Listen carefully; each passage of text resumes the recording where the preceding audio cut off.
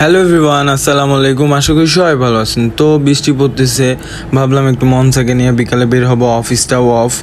তো বের হয়েছি, তখনও বৃষ্টি নাই। তো রিক্সায় ওঠার পরে এমন বৃষ্টি হয়েছে, এখন কেউ রিক্সায় উঠতে পারতেছে না। রিক্সাওয়ালারাও মাথায় ঠাইয়ের জন্য দোকানে দোকানে দৌড়াইতেছে। তো রাস্তায় গাড়ি ঘোড়াও তেমন নাই। তো মনসা আসলো, আস্তে আস্তে সন্ধ্যা হয়ে গেছে। তো রিক্সায় উঠলাম, উঠে ভাবলাম ফেরিল্যান্ডের এদিক যাব। তো পরে ভাবলাম না থাক, যাব না, অনেক বেলা হয়ে গেছে, সন্ধ্যা হয়ে গেছে।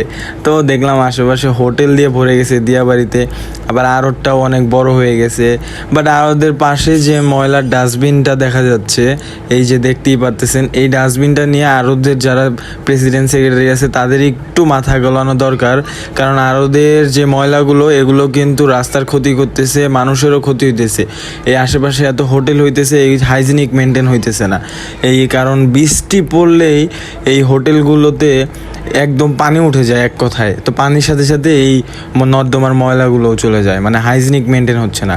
তো যাই হোক, এগুলো একটু দেখবেন। আর হ্যাঁ, ভিডিও করতে করতে চলে আসলাম পাখিরহাটের এদিকে। তো এই যে দোকানটা, পাশের যে দোকানটা, এটা দেখে মনে উঠলো যে আমি এখান থেকে 8টা মাছ কিনছিলাম, একটা মাছও জীবিত নাই, সব মরে গেছে। তো যাই হোক, মনসা বললো যে ফুচকা খাবে, বৃষ্টি পড়তেছে, অনেক ঝাল দিয়ে সে ফুচকা খাবে। তো যাই হোক, তাকে নিয়ে গেলাম ফুচকার দোকানে। তো 3 রাস্তার মোড় দিয়ে ঈদগাহ মাঠের এখানে যাচ্ছি। তো ওই যে একটা ফুচকার দোকান দেখা যাচ্ছে, এখানে আহামরি মজা না ফুচকার দোকানটা। তো তার পাশেই আর একটা ফুচকার দোকান, রাব্বির ফুচকার দোকান। ওটা মোটামুটি আহামরি কিছু না, কোয়ান্টিটি অনেক, খেলে পেট ভরবে, কিন্তু মজা না আসলে, মজা লাগেই না। তো এই যে ওরটা আসলে কি, ও চটপটি ফুচকা বিক্রি করতেছে এতটুকুই, এর বেশি কিছুই না। তো এই 3টা দোকান দেখলাম যে ওরা আসলে কি চটপটি ফুচকা সেল করতেছে, জাস্ট এতটুকুই। চটপটির দোকান ওইটা, এর বেশি কোনো টেস্ট নাই ওদের। তো আমি যেখান থেকে খাই, সামনে আরেকটু সামনে মাঠ, ঈদগাহ মাঠের দিয়ে একটু এই পাশে, ওদেরটা আসলে কি বলবো, অনেক মজা। কম বয়সী একটা ছেলে ওইটা বানায়, খুব মনোযোগ দিয়ে বিজনেসটা করে। কি বলবো, খুব পরিপাটি, পরিষ্কার গুছানো ওদের দোকানটা। এই যে দোকানটা, তো চলে আসলাম। ওদেরটা একটা টুইস্ট আছে আলাদা, তাই বারবার আসি। পরিষ্কার পরিচ্ছন্ন, দেখতেই পারতেছেন। তো একটা ফুচকা, একটা চটপটি অর্ডার দিয়ে দিলাম পটাপট। ওরা বানাচ্ছে, বলছি কড়া ঝাল দিয়ে একেবারে বানাই দিবেন খুব সুন্দর করে।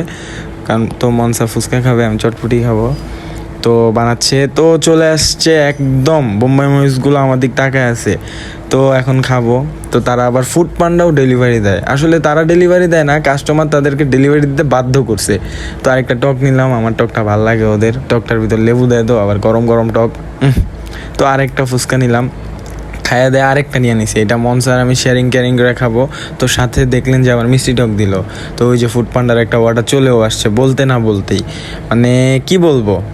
তো যাই হোক, সাবার করে ফেলছি সব খেয়ে, একদম সাফ। তো এখন চলে যাব বিলটিল পেট।